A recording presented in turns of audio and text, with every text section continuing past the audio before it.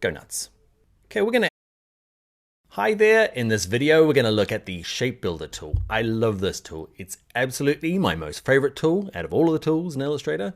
And we're going to take this drawing that we did of the fox with simple shapes and ta-da, add some kind of shadows to it. But not so much exciting about the shadows, but more the technique that we use the Shape Builder tool to kind of be able to carve out extra colors within other shapes. I love it. Let's go and learn how to use it now. All right, to get started with the Shape Builder tool, let's start with a really simple file. Go to File, Open. There is a file in here called Shape Builder. Click Open. Now this file is not very exciting. All it is I'm on my black arrow. It's just a couple of circles on top of a rectangle. Okay, so what I'd like to do is I would like to say this circle to join this rectangle. So I'm going to use my black arrow and select them all. And we're going to go to the Shape Builder tool. It's this guy here. He is the absolute best thing that ever happened to Illustrator. Okay, and what it allows me to do is you can see by default there's a little plus next to my cursor there. Okay, what I can do is watch this. I can hover above this, click, hold down my mouse and just drag a line. You see I drag it across all three of these kind of parts and they are fused now as one thing. And that is just awesome. No more Pathfinder and trying to join things. It's really easy. Simple shapes using the Shape Builder tool and they join. Another cool trick is that if I hold down the Option key on a Mac or the Alt key on a PC, you can see it changes from a plus to a minus. So what I can do now is I want to minus this and this. I'm holding down my mouse key, okay, and I can drag across those two bits to minus those bits off. Okay, so that is its main two uses, joining things and minusing things. It also has another little trick where I've got these two bits selected, right?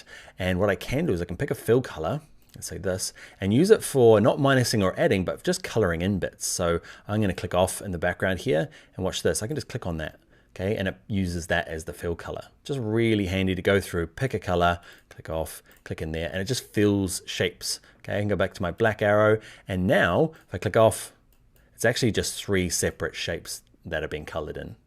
Let's use it in a kind of a practical sense now. So let's close this guy. I don't want to save him because it wasn't that exciting. Okay, so before we go and create our own kind of like custom shapes with the Shape Builder tool, I'm going to show you how I use it mostly. So I want you to open up the fox that we made earlier. If you haven't done that tutorial, you can cheat, go to the exercise files and download one called Shape Builder 2. Open them up. So what I'd like to do is I want to kind of add some shadows to this, like you saw at the beginning of this video. Okay, and so first thing we have to do is with the black arrow, let's just grab this background and just move it over to the side. Just to make life a little easier, let's go to the layers and turn off the view of that template. We'll move it back in later on. So what I'd like to do is I'm just going to start with the head. Okay, I'm going to grab the line tool. I'm going to draw a line that goes from this ear, and I'm going to go all the way through his kind of face here, just to show you how good the Shape Builder tool is. I'm going to grab the black arrow, and I'm going to have this selected, plus holding Shift and grabbing this selected. So I've got the head and the line there, just those two, and go to Properties. Okay, I'm going to go to my Shape Builder tool, and I want to color it. So like we did earlier with the red and the blue, I'm going to pick a fill color. I'm going to go to my swatches here. I'm going to pick the orange. I'm going to move to this like color mixer, pre-made swatches here, color mixer here, and I want to make it a bit dark. Watch this. This K is black. Okay, you can see if I drag it up, it gets a bit dark. I'm going to go to maybe 10%. Okay, you can be a bit more flexible with yours. And now just need to click anywhere out to close that box. Cool. Now when I hover above, I click once, and I've got this lovely lovely, okay, it's fine. So yeah, cast the shadow here. Now next thing I want to do is grab my black arrow and just click off in the background. Okay, there are some bits left over, that thing there. If you've got some black hanging off the end here, you can just select it and hit delete, don't need it anymore. Next thing I want to do is maybe cast a shadow underneath its chin. Same thing, line tool, cast some sort of fake casting shadow thing.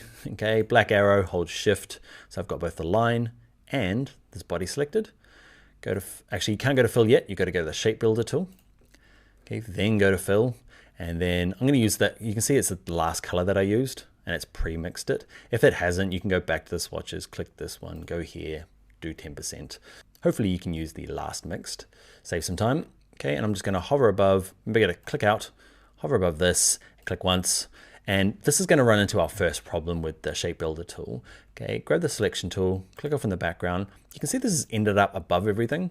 okay, which is fine. Okay, all I need to do is, with it selected with the black arrow, click arrange and send to back.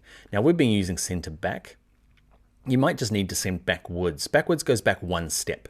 Okay, if I click backwards now, it's not going to quite work. It's probably going behind, I don't know, this. And you can keep going backwards, and it's just one step at a time, backwards, backwards, and eventually you'll get there. Okay, I'm going to go arrange send to complete back.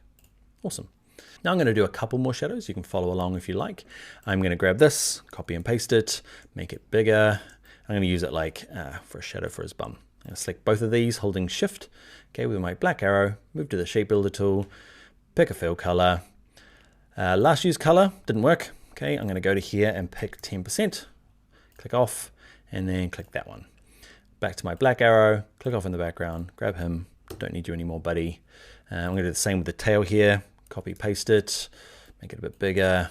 Use it to kind of make some sort of tail shadow. Select both of them, holding shift. Go to my shape builder tool. You will get it after a time. Like shape builder tool is one of the shortcuts I use loads. If I hover above the tool, can you see it says shift M? Okay, that's both for Mac and PC. If I hold down the shift key on my keyboard and type M, it jumps to the shape builder tool.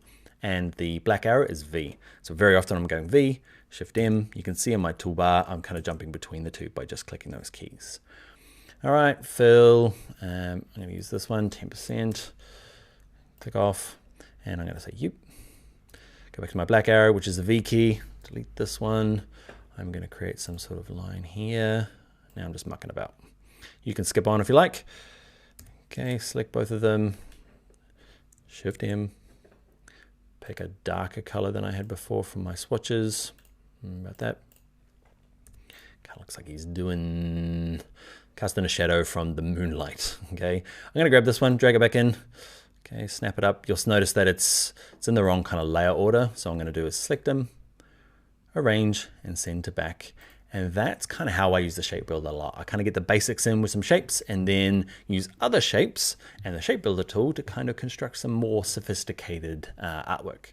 All right, so that's kind of updating an existing drawing. Let's go and make something cool in the next video, totally with the shape builder tool. It's pretty nice, and it's one of those styles that are trending at the moment. So let's go and look how to do that in the next video.